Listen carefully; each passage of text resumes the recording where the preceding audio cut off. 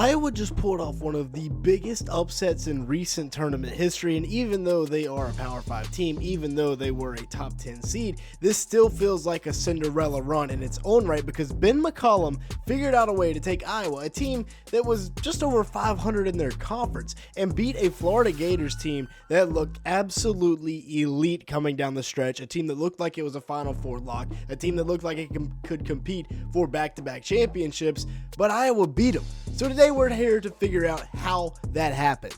And the short answer is Ben McCollum is a coaching wizard. I mean, all those wins at the D2 level, then went 31-4 at his first season at the D1 level, now is here at Iowa. Even though that one didn't work out, it's a fantastic set, and just so much movement on his offense. Like Sturts and both bigs are going to clear out to the corner here, which leads a pick and roll in the middle third with nobody over there. Now, Chinny Lou makes a great defensive read and goes over there and stops it, but a ton of their offense is built around attacking a single third of the court at a time. Like right here, we're going to overload the left side and attack the right third of the court with a throw ahead into a dribble handoff, and Bennett Sturts gets the rock and hits a ridiculous shot. That's a Bennett Sturts shot. That's just what he does. Now we're attacking the middle of the floor, hits the roll man, and the roll man makes a play at the rim, followed by a tap back by your big. Same thing happens here. Your roll man, Khalil Combs, gets to the rim and finishes over Chinny Lou. I mean, there were some really impressive finishes in this Iowa game by the Hawkeyes. And then right here, once again, attacking that right third of the court, you draw two defenders. Fulgaris is left wide open. We get a closeout here from Condon, but it's just a shot fake, one dribble, knock it down. Then once again attacking the right third of the court, and then you get into a middle third ball screen and Sturts makes a heck of a shot. But this is beautiful stuff. A pick and roll into a skip pass into a DHO. This is really tough for the defense, changing sides of the court, and then of course if you're going to hit something like that, there's not much they can do. This was also a really nice quick hitter with you empty out one side and then hit Kosh in the corner for the three ball.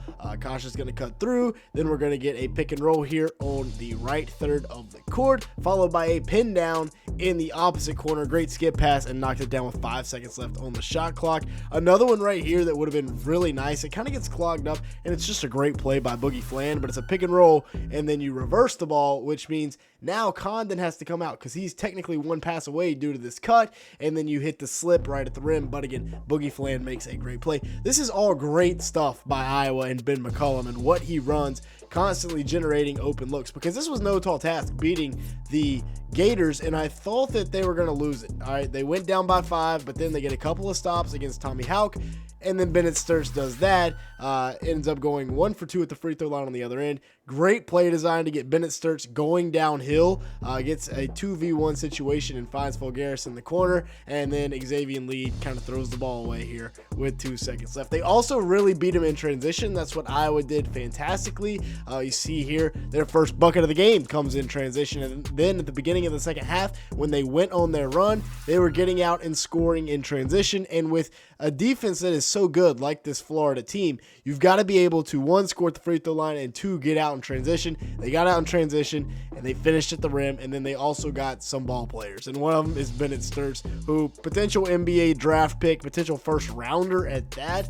He didn't have his best night from beyond the arc, was only 5 of 16 from the field, but finished with 13, 5 and 5, and did enough for them to get the win. Really tough jumper right here over Condon, and it just strings, barely even makes the net move. Then right here, Boogie Flan harassing him. He gets downhill with less than a minute left to make it a 1-point game. And then, as we talked about, making the correct play. He could have tried to be a hero here, but he finds Fulgaris in the corner for a shot that Hawkeye fans will probably never forget. You also have, of course, Fulgaris, who we just talked about, making that shot there, and then out here at the top of the key, driving and finishing over Alex Condon, which is not an easy task whatsoever. To beat this Florida team, you had to have a lot of guys make great individual plays, and that's what Iowa had. Fulgaris finished with 14 points, 5 rebounds, was 3 of 5 from the field, and 2 of 4 from beyond the arc. And then, of course, like we said, the biggest shot in Iowa history this turn of the century. I mean, yes, they haven't made the Sweet 16 since 1999.